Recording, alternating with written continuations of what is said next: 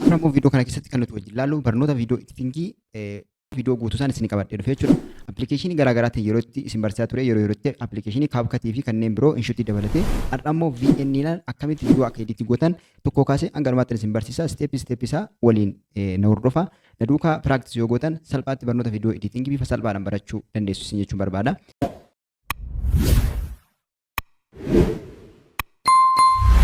Nageenya koo kabajaadhaaf hirtee isiniif ta'u jecha har'a viidiyoo kana keessatti sirriitti kan nuti editingii kan nuti wajjin barannu appilikeeshinii VN fayyadamnee jechuudha. VN appilikeeshinii VN jedhamutu jira. Appilikeeshinii hedduu bareedaa fi sarfeesii bareedaa qabu baay'ee firiidhaan pileestoor irraa argannu akkasumas namoonni hedduun kan itti fayyadaman aappii baay'ee bareedaa ta'edha jechuudha.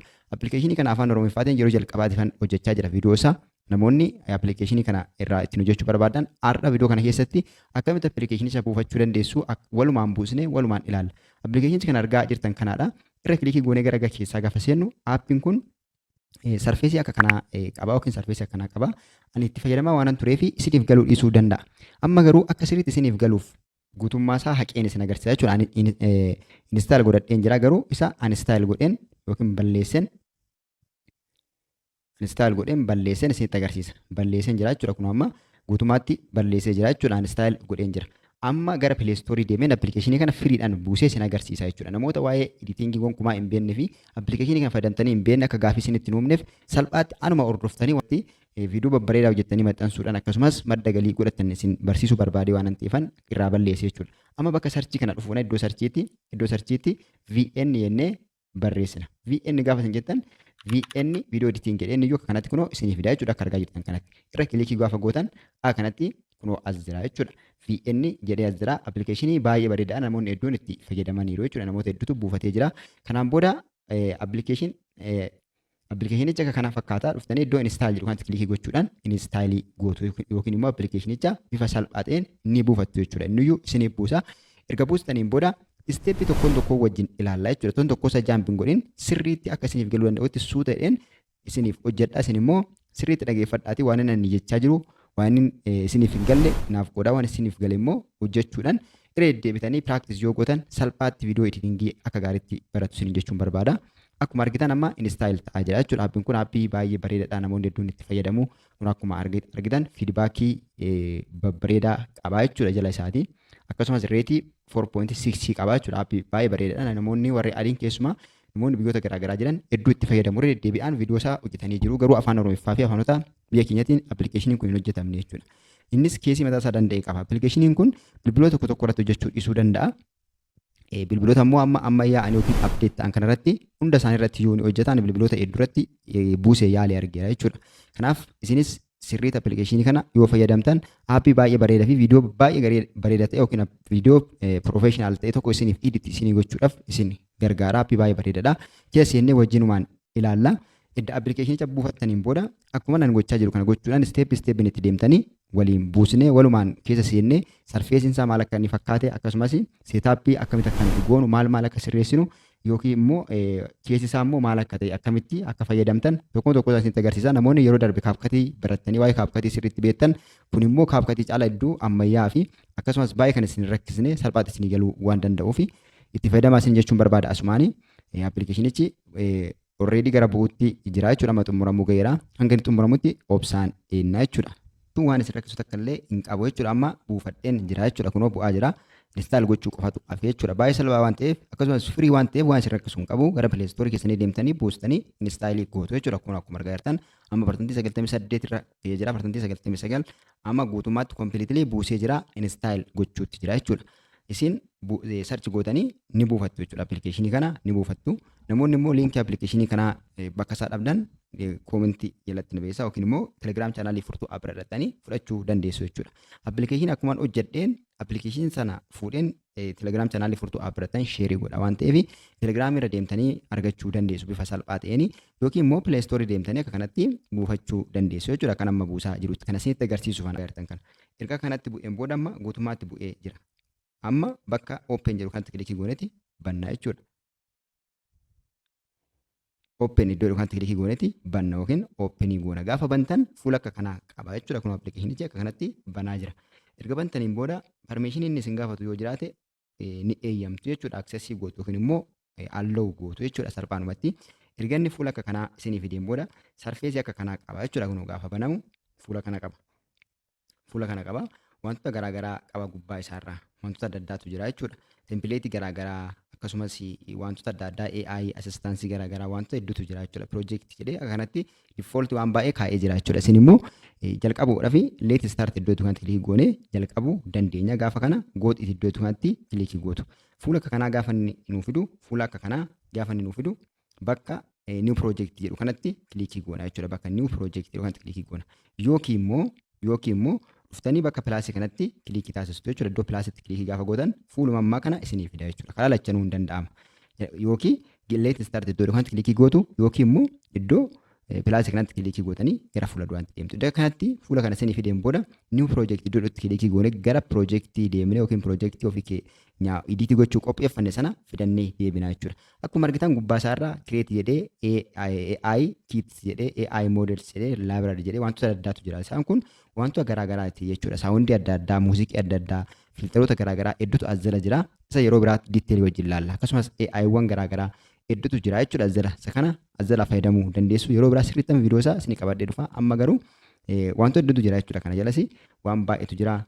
Amma iddoo create jedhu kanatti deebisnee iddoo maqasii kana yookiin immoo iddoo new project kanatti kilikii gooneeti projectii keenya fudhannaa jechuudha. Irratti kilikii goonee gara keessaa seenna. Akkanatti fuula kana lamaan isinii fida jechuudha. Viidiyoo based jedhee akkasumas muuziqii based jedhee jira jechuudha. Amma kan nuti barbaadnu viidiyoo based dha. Akkuma argitan kunoo viidiyoo editii gochuuf jirra waan ta'eef viidiyoo based kan jedhu kilikii gootanii seefii gootu jechuudha. Yookiin immoo yoo barbaadan dunnootti aski ageen kan jedhu kanatti kilikii yoo gootan gaarii ta'a jechuudha. Si'a dura deddeebi'ee nan gaafatu yoo jettan iddoo kanatti kilikii gootanii bakka nan gurraachesse kana yookiin iddoo dunnootti aski ageen jettu kana iddoo irra deebitee nan gaafatin jettu kana irratti kilikii gootu jechuudha. Kanatti kunoo kilikii gootanii seefii gootu. Kun lammaffaa akka wanta kanaa dhufee isin agarsiifneef isin gargaara. Yoo barbaadanis immoo dhiisuu dandeessu. Kanaan booda seefii goonaa jechuudha. Seef kan jettu kanatti kilikii gootaniiti gara keessaa seenna. Seef irratti kilikii gaafatan akkatti permishinii isin gaafataa isin allow jedhaan bakka allow kanatti kilikii goone allow jennaan jechuudha. Allow iddoo jenneen booda kallattumaan gara galaarii keenya yookiin immoo gara bilbila keenyaa nu geessee akka viidiyoo filannu nu taasisa jechuudha. Fakkeenyaaf amma viidiyoon qopheesse muraasa isaan filadheen viidiyoo fi footoo lachan saayyuu qabaa jechuudha. Footoonis jira, viidiyoonis jira jechuudha. Isin kan barbaadan filattu. Fakkeenyaaf footoo muraasa fi viidiyoo muraasa filadheen gara sanatti deebi'a jechuudha. Salphaadhumatti viidiyoo muraasa fi footoo muraasa adda filanneen booda jala kanatti nuuf filamanii jiru jechuudha. Kun jala kanatti filamanii jiru. Kanaan booda next iddoo kanatti kilikii goona. Next irratti kilikii gootanii gaaf jettan gara keessatti isin deebisa jechuudha. Gara appilikeeshinicha keessatti isin deebisa. Kun akkuma argitan appilikeeshinicha keessatti nu seensisee jira jechuudha. Appilikeeshinii keessatti nu seensisee jira. Akkuma beekamu akkana gaafa as harkistanii dhumarra gaafa geessitan dhumarra waan gurraacha kanatu jira. Input title kan jedhu kanatu jira. Isarratti kilikii gooneti kana in hanqaa jechuudha guutummaatti. Iddoo dhumaa kanarra geessitanii iddoo dhumaa kanarra geessanii delete kan jettu kana kilikii gootu. Irraa delete gootu jechuudha. Dhumarraa kan dhufu sun waan isin fayyadu waan hin qabneef jechuudha. Iddoo kanatti kana gooneen booda amma viidiyoowwan fidadhe kana hunda isaanii ediitii godheen isin agarsiisa jechuudha. Akkamitti akka ediitii godhu jalqaba irratti kan nuti sirreessuu qabnu reeshoo isaanii sirreessuu qabna. Kana paartii lamatti qoodee isinitti agarsiisa. Sarfeesiin isaa yookiin warra jala kana jiran jira yookiin immoo gubbaa kana wantoota mul'atantu jira jechuudha. Hundi isaanii gahee mataa isaanii qabu. Inni biraan immoo warreen irra keessaa mul'atan kana warreen asirra jiran kana jechuudha. Hunda isaanii tokkoon isaanii wajjin laallaa. Tokkollee toon dhiiran darbee toon jaampiin godhan isinitti agarsiisa waan ta'eef hanga dhumaatti na hordofuun dagatila isin jechuun barbaada.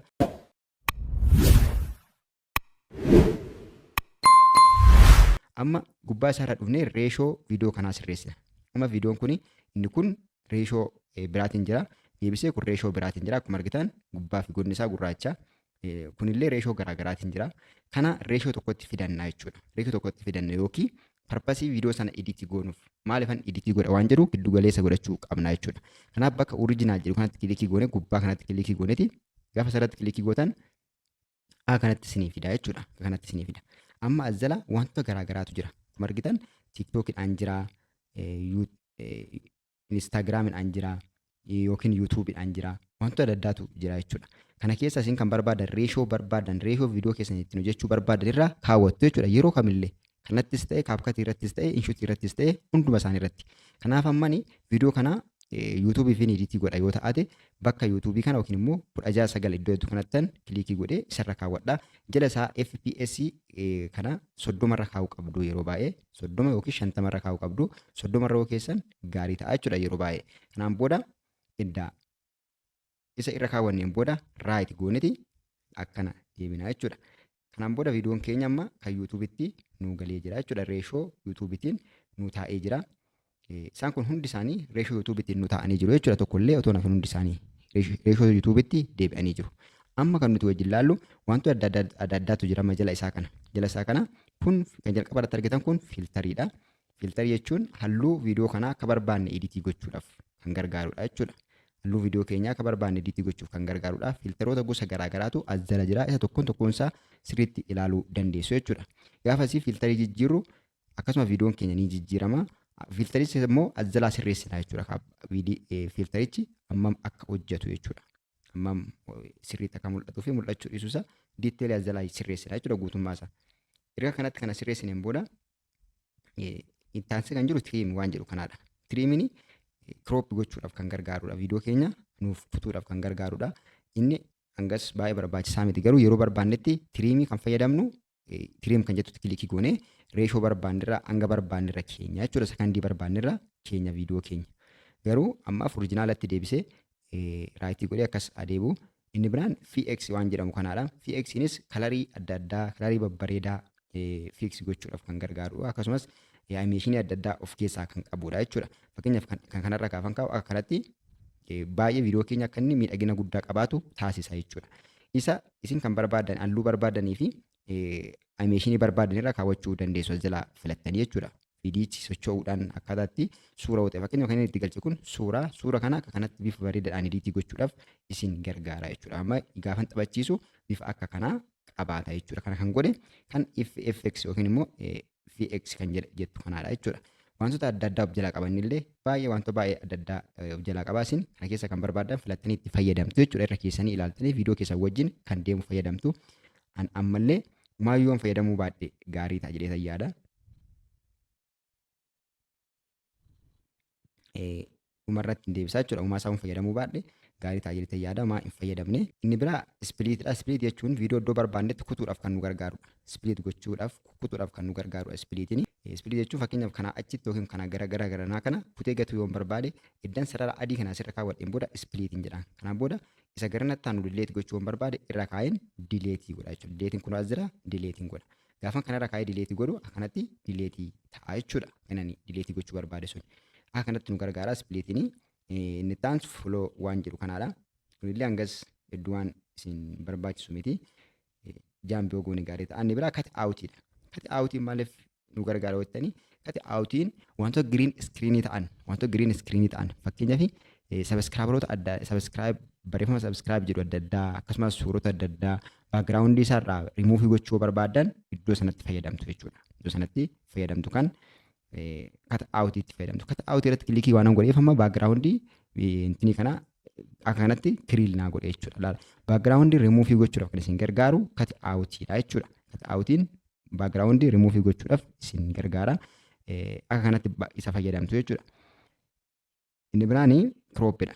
Kirooppiin kunis wanta kana kirooppi nu gochuudhaaf kanatti kunnee gabaabsuudhaaf iddoo irraa baduu qabu irraa balleessuudhaaf nu gargaara. Kirooppiinis illee kanatti nu fayyada. Isa kanatti fayyadamuu dandeessu. Rooteetiitu jira, miirariitu jira, filiiphiitu jira, wanta hedduutu jira jechuudha. BG'tu jira, kun baagiraawundii rimuufiitu jira, akkasumas boordariitu jira, bilar gochuudhaaf kan gargaarutu jira. Wantoota adda addaatu jira. Kan tokkoon isaanii itti fayyadamnee waliin editii goonee ilaalla jechuudha. Baay'ee waan isin rakkisu miti. Maaliif BG'n kun baagiraawundii rimuufii gochuudha. Inni miirariin kun immoo kallattii isaa geeddaruudha. Fakkeenyaaf miirariitti kilikii gaafa goone kan jalqaba asii garagalee jiru amma gara kanatti as garagalchaa jechuudha. Kun immoo asii gadi garagalchaa amma itti dabala asii ol deebisa. Fiil kan jedhu kun immoo sirriitti zuumii godheeti akkana nuuf baasa. Yoo irratti kilikii goone bakka jalqabaatti deebisa. Inni biraan BG'dha. BG jechuun baagiraawundii silleekti godhee akkanatti kan barbaadetti nu jijjiira jechuudha. Kan ofii keenya barbaannetti kan itti nu geeddara. Yoo barbaanne giriideetti irra keenya giriideetti irra kaa'uu dandeenya. Innillee akka kanatti baagiraawundii jijjiiruudhaaf nu gargaara BG'n kun jechuudha. Inni biraa boordarii isaati. Boordarii viidiyoon keenya maal akka fakkaachuu qabu fakkeenyaaf isa adii fakkaatuun jedhe adii irratti kilikiin godha. Gosa barbaanne irra keewwannaa jechuudha. Boordarii yookiin qarqara viidiyoo keenya kan ittiin bareechinudha jechuudha. Boordar inni jedhu kunis bilaak irra kaa'ee yookiin waayitii irra kaa'een amma gara duubatti deebinee warreen biroo wajjin ilaallaa jechuudha. Inni bilaa bilar kan jedhu kana. Bilariin immoo akka inni dimsis jedhu yookiin fuulli isaa akka inni dimsis ta'e yookiin immoo akka inni sirriitti hidhifneef gargaara. Fakkeenyaaf bilarii irra gaafan kaa'u akka kana horataa jechuudha. Akka gaarii kiliir hin ta'u viidiyoon nuti hojjennu sun bilar ta'a. Iddootti bilar gochuu dandeenya. Fakkeenyaaf faayiloota dhokfamuu qaban yoo barbaanne bilar goona jechuudha. Bilarii kana saatureeshinii isaa guddisuu yoo barbaanne akkana gaafa harkisne sirriitti bilarii ta'a. Yoo immoo xiqqeessine irraa haqama jechuudha. Bilarii gosa adda addaatu jira. Isa kan barbaadan keessaa fayyadamuu dandeessu. Kan barbaadan kanatti yookiin immoo iddoo barbaadan duwwaa kompiitara qofarra kaa'uu yoo barbaadan kompiitara duwwaa waan barbaadan irra iddoo barbaadan qofarra kaa'uu dandeessu. Kanneen kana keessa kan barbaadan filachuu dandeessu. Amma bilariin hin barbaachisu waan ta'eef kanallee keessaa ba'uu jechuudha. Asitti agarsiisuuf kan dhufe. Bilariin iddoo kana jira jechuudha. Kan fayyadu bilariin bilar gochuudhaaf nu fayyada jechuudha. Faayila dhoksuu barbaanne. Fakkeenyaaf as keessaa dhoksuu kanan barbaade yookiin fuula namaa viidiyoo gaafa idiitii goonu fuula nama dhoksinu wayiillee yoo qabaanne wantoota akka sanaa dhoksuudhaaf nu gargaara. Wanta dhoksuu barbaanne fakkeenyaaf viidiyoo garanatti hafe kana keessaa amma kana fuula dhoksuu yoo barbaade fuula isaa dhoksuu yoo barbaade bilarii kana fayyadamna jechuudha. Bilarii amma wajjin ilaalle kana fayyadamna jechuudha. Bilarii kana fayyadamna. Isaanumtuu kan viidiyoo irratti qofa hojjetanii fi kan suura irratti hojjetantu gargari jechuudha. Fakkeenyaaf inni kun suura irratti warreen kanatu hojjeta. Warreen amma argaa jirtan kanatu hojjeta. Suura irratti isaan kun hundi isaanii ni hojjetu jechuudha. Ni hojjetu. Zuumiin opaasitiin wantoonni akka bilarii kun hundi isaanii suura irratti ni hojjetu. Viidiyoo irratti immoo viidiyoo irrattis kan hojjetan jiru kan hin hojjenne illee ni jiru jechuudha. Kan dabalamanis jiru. Kan viidiyoo irratti suura irratti hin hojjenne garuu viidiyoo irratti kan hojjetan baay'eetu jira jechuudha. Kanaaf kana bilarii gochuu barbaade fakkeenyaaf irra kilikii godheen iddoon bilarii gochuu barbaade sana bilarii gochuu nan danda'a jechuudha. Opaasitii isaa xiqqeessuu dandeenya. Bilarii isaa iddoo barbaanne bilarii gochuu dandeenya yookiin select goone bilarii gochuu dandeenya jechuudha. Keessaa bakka barbaanne bilarii gochuu dandeenya. Akkanatti itti fayyadamtu. Amma inni ijoon isinitti agarsiisu iddoo kanatti kana warreen kana as jala jiran keessaa hanga ta'e iddoo isinitti agarsiisan booda amma viidiyoo kanatti akkamitti barreeffama adda addaa istiikarii adda addaa akkamitti akka idaanuun isinitti agarsiisa. Fakkeenyaaf viidiyoo kanatti akkuma argitanii istiikarii adda addaa barreeffama adda addaa suura adda addaa viidiyoo biraa irratti dabaluu yoo barbaanne yookiin irratti ida'uu yoo barbaanne iddoo lammaffaa irras jiru kana bakka pilaasii kanatti kilikii goona yookiin immoo taap stiikar keenya kanatti kilikii goona. Asirratti kilikii gaafa gootan akkanatti fuula kana isinii fida. Footoo fi elementii tekstii isinii fida. Footoo jechuun galaarii keenya keessaa kan qabnu kan galaarii keessatti buufanne suura haa ta'u viidiyoo ol baasnee irratti fayyadamuudhaaf nu gargaara. Elementiin immoo giraafiksii adda addaa wantoota adda addaa giraafiksii onlaayinii irraa buusnee itti fayyadamuudhaaf nu gargaara jechuudha. Wantoota hedduu of jala qaba jechuudha inni giraafiksii jalatti kan jiru. Suura irratti garuu suura gaafa irratti kilikii godhe gara galaarii bilbila kiyyaa seensisaa. As jala kan hin barbaade irratti hidhee fayyadamuu ni danda'a. Fakkeenyaaf otoon wantoota barreeffamoota biroo barreeffama adda addaa yookiin immoo suura biroo itti da'uu otoo hin barbaade yookiin kan biraa irratti dabaluu osoo hin barbaade dhufeen asirratti kilikii godha jechuudha. As keessaa kan hin barbaade fakkeenyaaf kana fudhachuu hin barbaade irratti kilikii gaafa godhe akkanatti naa fida. Akkanatti nuuf fidee jira jechuudha. Akkanatti naa fida. Kan hin barbaade xiqqeessee hin barbaade immoo guddisee akka hin barbaadetti itti fayyadamuu danda'a jechuudha. Itti fayyadamuu danda'a. Iddoon barbaade kaa'ee akkanatti yoo barbaade guutuu isaa irra uwwisee itti fayyadamuu danda'a. Garuu suura adda addaa viidiyoo adda addaa ittiin fiduudhaaf kan nu gargaaru kan ammaa kanaadha jechuudha. Lakkii nan barbaachisu yoo jedhe dileetii gochuu danda'a yookiin immoo aanduu kan jedhamutu jira. Garanatti kan garanaa garasitti garagalan kun akkana deebisuudhaaf yookiin kana duubatti deebisuudhaaf gargaara. Ishiin xiyyi garanatti garagaltu kun. Kun immoo xiyyicha inni garanaa kun immoo isa kana bakkatti deebisuudhaaf fakkeenyaaf kana itoon tuqee duubatti guutummaatti irraa haqee guutummaatti itoon irraa haqee amma irraa haqeen jira. Haa deebi'uu yoo barbaade garuu aanduu isa garanatti garagalee kana gaafa isa kana kilikii godhu akkanatti naaf deebi'a jechuudha. Akkanatti fayyadamna yoo lakki nan barbaachisudha immoo irra kilikii godheen dileetii godha jechuudha. Dileetii ta'a. Kuni wanta akka sanaa fiduudhaaf nu gargaara yookiin immoo elementii iddoo itti kilikii goonee giraafiksii kan jedhu kana jala dhufnee sooshaal miidiyaa adda addaa yookiin ayikaniiwwan sooshaal miidiyaa garaagaraa wantoota editingiidhaaf nu gargaara waan baay'eetu asirra jira. Wantoota baay'eetu asirra jira. Amma ayikaniiwwan adda addaatu jira. Raayitii wantoota adda addaa jechuudha. Kun asitti argaa kan jirtan kana hedduutu jira. Mallattoo sabiskiraayibii, laayikii waan adda addaa foloo kan jedhu kana hundumaa editingii keessatti waan fayyadamnu kamillee giraafiksii waan wal qabatu hunda isaanii ayikinoota adda addaa asii arganna jechuudha. Kanammoo irruma kilikii gooneeti gaafa irra kilikii goone gara sanatti nuuf darbaa jechuudha. Fakkeenyaaf otoo kan subscribe jettu kanatti kilikii godhee subscribe irratti kilikii gaafan godhu akkamatti kallattiin asirra naa dhufa iddoon barbaade kaa'een itti fayyadamaa jechuudha. Kun baay'ee easy akka kaapkatiiyyuu nama rakkisu appilikeeshiniin kun karaa kanaatiin hedduu filatamaa fi kan namatti toludha jechuudha. Yoo nun barbaachisne immoo irra kilikii gooneeti dileetii goona. Yoo barbaanne immoo mooshinii isaa kana asii mooshinii iddoo kanatti kilikii goone mooshinii isaa sirreessuu dandeenya jechuudha. Akkaataa inni itti socho'u sirreessuu dandeenya. Kun akka argitan kanatti sirreessuu dandeenya. Kan fedhe irra kaa'uu dandeenya. Kan fedhe irra kaa'uu dandeenya jechuudha. Kan barbaade akka kanatti kan barbaanne irra kaa'uu dandeenya. Gosa barbaanne irra kaa'uu dandeenya. Asuma daqiiqaa isaa akka barbaanne asii sirreessuudhaan jala isaa kana edda xumurreen booda raayitii itti goonaa jechuudha. Kun kanatti kana fiduudhaaf nu gargaara jechuudha. Inni kumti inni amma isin agarsiisa yookiin edda gootaniin booda bakka duwwaa kana kilikii gootu. Kanaaf suura kanatti kilikii goonan wanta adda addaa isin fiduu dandeessu. Amma irratti kilikii godhee yoon tekstii bira dhufes immoo tekstii adda addaa barreessuudhaaf na gargaara. Dabalataan tekstiin ammallee gara oliirra waan jiruuf isa yeroo biraa wajjin ilaallu yookiin immoo tekstii kanatti kilikii gootanii waan barbaadan barreessuu dandeessu asitti.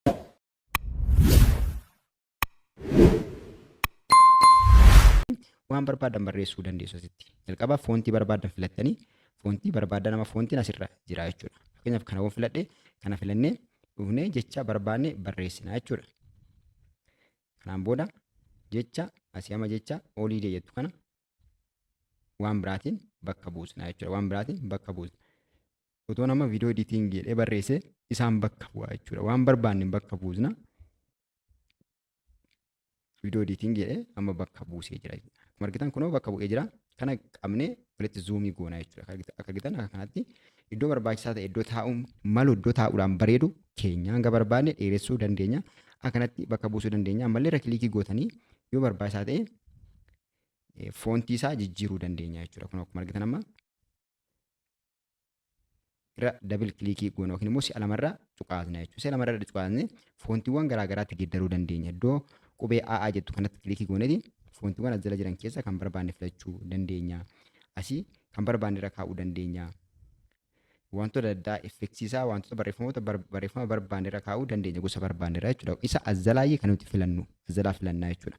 Isa kana sirriitti filattanii kan barbaanne irra kaa'uu dandeessu. Irra deddeebi'an gaafa yaaltan salphaatti isinii galaa jechuudha. Halluu saba barbaadan immoo iddoo halluutti kilikii gootanii halluu feetan irra kaa'uu dandeenya jechuudha. Akka halluu irra keenye sanarra nuuf gala.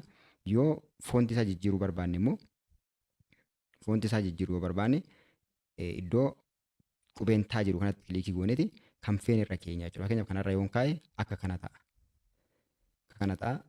Kanarra yoon kaa'e immoo akka kana ta'a. Laayin kan jedhu kanarra yoon kaa'e akka kana ta'a. Gosoota garaagaraatu jira jechuudha. Nuti kana keessaa kan barbaanne fayyadamna jechuudha. Kan isinitti tole kan editingii keessa wajjin deemu fayyadamuutu isinirra jiraata jechuudha. Iddoo formaata A kaapitaaliin jiru kanatti kilikii goonee qubee sirreessuu dandeenya. Iddoo formaata A kaapitaaliin jiru kanatti kilikii goonee waan adda addaa jala foontii isaa wantoota adda addaa sirreessuu dandeenya. Isa kana yeroo biraa viidiyoo biraatiin isinii fidee dhufa. Iddoo istaayil jedhutti kilikii goonee istaayilii garaagaraa filachuu dandeenya jechuudha. Istaayilii gosa barbaanne filachuu dandeenya. Istaayiliiwwan garaagaraa filachuu dandeenya. Akkaataa barreeffama keenya akka barbaannetti sirreeffachuu dandeenya jechuudha. Kana fayyadamneeti. Iddoo xumurreen booda raayitii goonee seefii gochuu dandeenya. Yoo dogoggora ta'e immoo aanduu kana fayyadamnee as deebisnaa jechuudha. Gara ofii barbaannu yookiin gara isa jalqabaatti deebisuu dandeenya. Akka kanatti itti hidhuu dandeenya jechuudha karaa kanaan karaa isa lammaffaatiin. Yookiin immoo taap aadi sabistituuti kan jiru kanatti kilikii yoo goone asiinis tekstii fi star faayil waan jedhutu jira. Faayilota garaagaraa karaa kanaan fiduu dandeenya. Asirra kilikii yoo goone barreeffama adda addaa barreessuudhaaf nu gargaara jechuudha. Barreeffama akka barbaannetti istaayilii isaa foontii isaa erga filanneen booda akka barbaannetti fakkeenyaaf gosa kanaa yoo filadhe isarra addan kilikii godheen booda inni iyyuu asitti naa fida. Iskiriinii bilbila keessanii taap si'a lama adda gootaniin booda asitti waan barbaadan barreessitu jechuudha. Amma akkanatti barreessee jira. Akkanatti barreessee jira. Kana akka barbaadan harkistanii iddoo barbaadan kaa'uu dandeessu. Iddoo barbaadan kaa'uu dandeessu. Amma tokkoon tokko isaa isinitti agarsiisaa jira malee akka bareedutti ediitii godhaa miti jechuudha. Amma isinitti agarsiisuufan kam iddoo kamii akka argattan. Barreeffama asii argattu suura adda addaa akkanatti itti hidhaatu. Istiikariiwwan adda addaa yoo barbaadan immoo iddoo kanatti kilikii gootanii istiikaroonni gosa baay'ee waan jiraniif istiikarii dabalataatti fidachuu dandeessu jechuudha. Gaafa akkatti isinii fide elementii irratti kilikii gootanii istiikariiwwan garaagaraa fidachuu dandeessu. Yookiin immoo elementii qofa osoo hin taane iddoo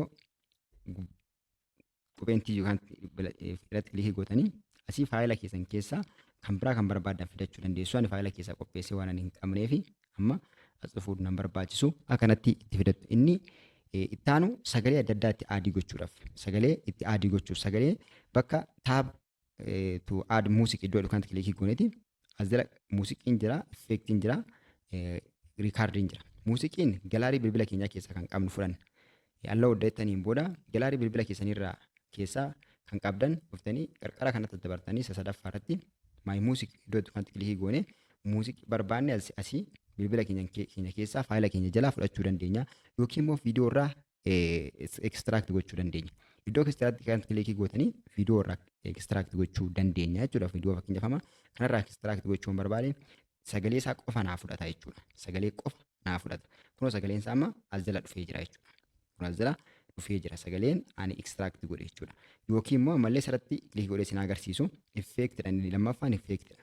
Effeektii jechuun sagaleewwan adda addaa sagalee wantoota adda addaa bareedina isaatiif kan fayyadamnu yookiin immoo yeroo editii goonu akka bareeduuf kan fayyadamnu sagalee bilbila adda addaa sagalee wiindii adda addaa sagaleewwan babbareedaa ta'anii as jalaa argattu. Yoo barbaadan asitti sarchii gootanii sagalee barbaadan argattu. Fakkeenyaaf sagaleewwan akka kanaa hedduutu as jala jira jechuudha. Sagaleewwan babbareedoo ta'an hedduutu as jala jira. Akka kanatti irra kilikii goonee cheekii gochuudhaan itti fayyadamna jechuudha bifa salphaa ta'een.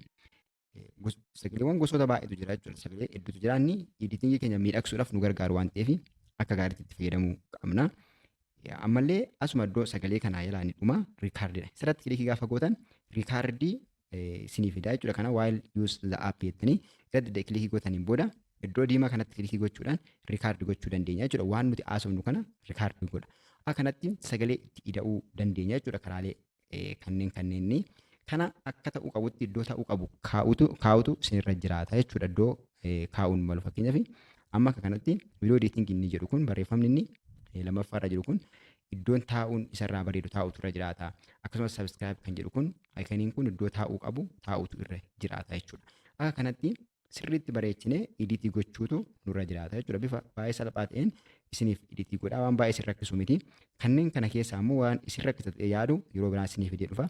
Amma fakkeenyaaf kanarratti viidiyoo biraa dabaluu barbaade iddoo footoo kana yookiin immoo iddoo lammaffaarra jiru kana pilaasiin jirtu kanatti kilikii godheeni amma footoo kan jettu kanatti kilikii godheen gara galaarii deemee kan biraa fidaa jechuudha. Fakkeenyaaf amma giriin iskiriinii kana fidee isinitti agarsiisu. Kana fideera amma kana irratti hidha'uun barbaade. Amma kana fiduun barbaade jalqaba irratti kan amma kirooppii gochuun fedheetan kirooppii gochuun barbaade. Kirooppii gochuu barbaade iddoo kirooppii kana kilikii gooneeti kirooppii goona.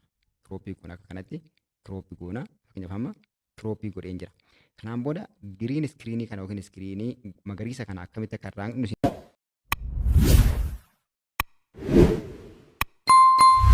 giriin iskiriinii kana yookiin iskiriinii magariisa kana akkamitti akka irraa nu isinitti agarsiisa. Kanarraa haquu fi jala kana dhuftanii iddoo cut out jedhu kanatti kilikii goota. Cut out'itti kilikii gooneeti cut out'itti kilikii goone filannoo lamatu jira. Stroke kan jedhu kun jira. Yookiin immoo cut out'i akkasumatti jira. Iddoo AI cut out'inis jira. AI cut out'iin jira.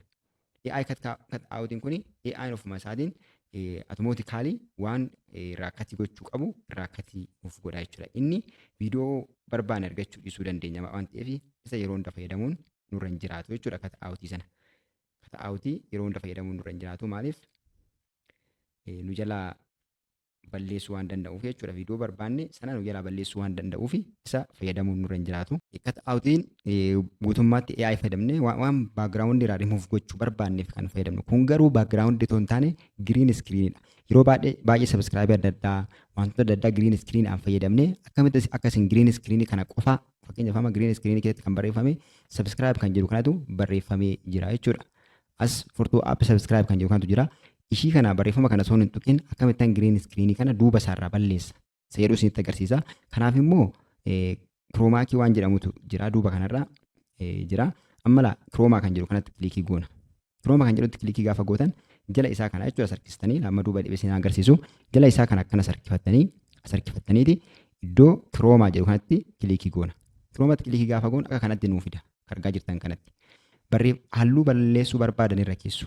Fakkeenyaaf diimaa balleessuu waan barbaade diimarraan kaa'a. Adii barbaadan adii kaa'u. Sarkiliin kun adii ta'uu qabdi jechuudha gabaabumatti. Sarkiliin adii taanaan adiin guutummaatti ni bada. Giriinii waan barbaade immoo sarkiliin giriinii ta'uu qaba.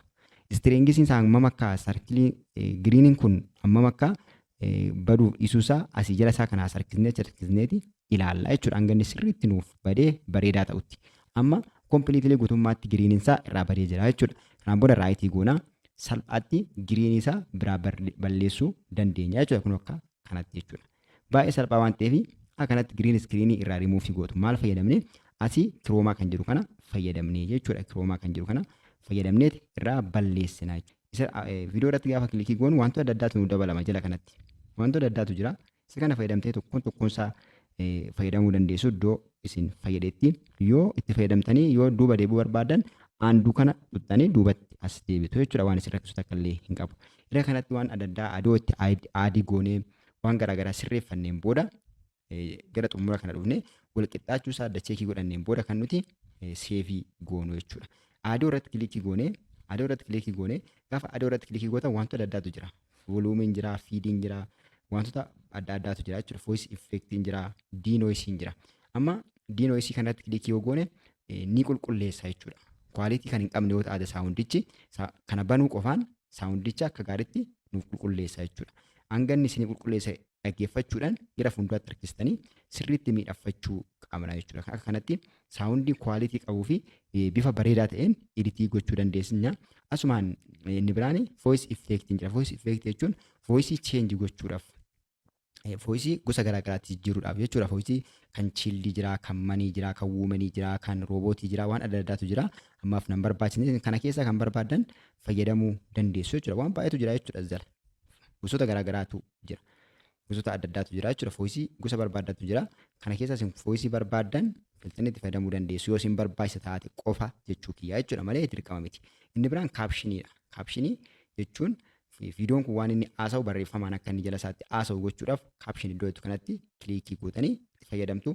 Akkanatti itti fayyadamuu dandeenya. Kana editii gochuudhaaf yookiin immoo ispiliitii gochuu barbaadan kana yookiin saawundii kana ispiliitii gootanii editii gochuu barbaadan fakkeenyaaf asitti kutee keessaa baasuu yoo barbaade yookiin turee jalqaba yoo ta'ate asitti keessaa gatuu yoo barbaade irra kilikii goone ispiliit kan jedhu kilikii gochuudhaan ammallee gidduutti baasuu yoo barbaade ammas ispiliit irratti kilikii goone isa gidduu isa balleessuu barbaade irratti kilikii gooneen booda dileetiin as gubbaa kanarra nu dhuftee dileetii gochuu dandeenya jechuudha. Dileetii gooneen booda isaan kana qabnee walitti maxxansina jechuudha.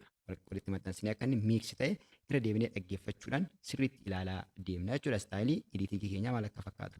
Akkanatti bifa salphaa ta'een viidiyoo bareedaa isaa editii gochuu dandeessuun jechuun barbaada. Kanatti itti gargaarama. Wanta isiniif hin galle yoo jiraate immoo koomentii irratti yaada keessan barreessaa. Salphaatti seefii gochuudhaaf edda akkanatti xumurree bareeffannee kaawwanneen booda gara bilbila keenyatti seefii yookiin gara galaarii keenyatti seefii gochuun dursa kafarii ishii kana yoo sirreessitan gaarii ta'a. Kun fuula viidiyoo keessanii sana irra waan ooluuf hedduu isin fayyada. Iddoo kafarii jedhu kanatti kilikii goonee kafarii bareedaa ta'e filachuu qabna jechuudha. Fakkeenyaaf asirra yoo goone kafarichi bareedaa waan ta'eef ni ta'a jechuudha. Kanaaf kafarii barbaanne filachuu dandeenya yookiin immoo tempileetii keessaa filachuu dandeenya. Tempileetiiwwan adda addaa hedduutu jira jechuudha. Hedduutu jira kan kanaan waa guutuuf gargaaranii yoo barbaanne immoo asuma viidiyoo keenyarraa salphaatti filachuu dandeenya. Iddoo kanatti filanneen booda isa fakkeenyaaf kafarii irratti kilikii gootanii kafarii isaa fakkeenyaaf otoon garana filadhe asatoon filadhe iddoo kana otoon filadhe gubbaa kana dhuftaniiti iddoo biluu taatee jirtu kanatti kilikii gootu. Kanaan booda kafarichi asitti isiniif dhufa jechuudha. Gaafa seefii ta'e kan isin irratti argitanii jechuudha.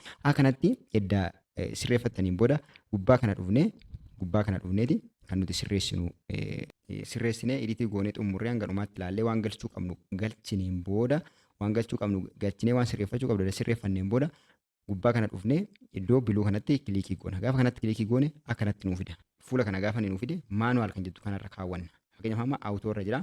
Aawutoo jechuun fireem reetiin isaa 540 fireem reetii 30 irratti kan inni nu godhu jechuudha. Rizoolushiniin isaa 540. Garuu nuti maanuwaal irra yoo keewwanne kwaalitii isaa ol dabalanna sirriitti. Iddoo maanuwaal jedhu kanatti kilikii gooneeti kwaalitii isaa kan barbaanne irra kaawwanna. Amma 1440 piitti jira waan ta'eef yoo barbaanne dhumarra keenya yookiin immoo 1080 hedduu bareedaadha jechuudha. Viidiyoo bilbilli keessan stooreejii bareedaa yoo qabaate kanarratti seefii gochuu dandeessu jechuudha. Baay'ee bareedaa waan ta'eef akkas yoo ta'e hedduu bareedaa yookiin miidhagaa ta'eeti nuuf ba'a jechuudha. Kan erga kanatti sirreeffannee resoluushinii isaa kanarra kaawwanneen booda dhufnee jala isaa kana ekspoortii goonaa jechuudha. Iddoo ekspoortii irratti kilikii gaafa gootan salphaatti ekspoortii isiniif godha jechuudha. Kanatti kunoo asitti 0% jedhee jira. Kanaan booda suuta lakkaa'aa deemaa jechuudha. Lakkaa'ee daddafee ekspoortii nuuf godha jechuudha. Export video please do not lock your screen jedha. Screen keenya cufinii jedha. Inni garuu kunoo daddafee ariitiidhaan daddafee seefii nuuf godha. Kanatti seefii goonee video bareedaa ta'e ediitii gochuu dandeenya. Irra deebi'aatii yaala. Gaafii qabdan immoo koomentii irratti barreessaa. Yeroo biraa video biraan isinii fidee dhufa. Yoo barbaachisaa ta'e immoo tuulsiiwwan as jalatti fayyadamtan kanneen amma hin dubbatiin hafe tokkoon isaa video biraatti isinii fidee dhufa. Nagaan tura laayikii walii keessaniif sheer gochuun dagatinaa. Yeroo gaarii video biraatti wal agarra. Nagaatti.